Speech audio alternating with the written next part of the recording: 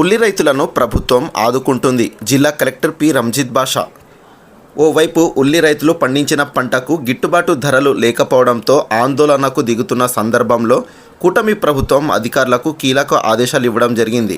వాటిలో భాగంగానే కర్నూలు మార్కెట్ యార్డులో ఉల్లి రైతులు ఎదుర్కొంటున్న సమస్యలను కర్నూలు జిల్లా కలెక్టర్ పి రంజిత్ బాషా ఆదివారం మార్కెట్ యార్డ్కు వెళ్ళి వారు ఎదుర్కొంటున్న పలు సమస్యలను నేరుగా రైతులను అడిగి తెలుసుకున్నారు.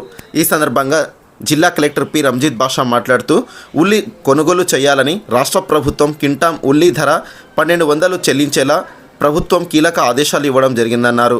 అధికారులంతా సమన్వయంతో కమిటీలుగా ఏర్పడి ఎలాంటి అవాంతరాలు లేకుండా ఉల్లి కొనుగోలు ప్రారంభించాలని వారు స్పష్టం చేశారు. ఈ కార్యక్రమంలో జిల్లా SP Vikrant Patil, joint collector Navya, market yard అధికారులు పాల్గొన్నారు. తాజా అప్డేట్స్ కొరకు మా ఛానల్ను సబ్స్క్రైబ్ చేసుకోండి. చూస్తూనే ఉండండి GGL న్యూస్.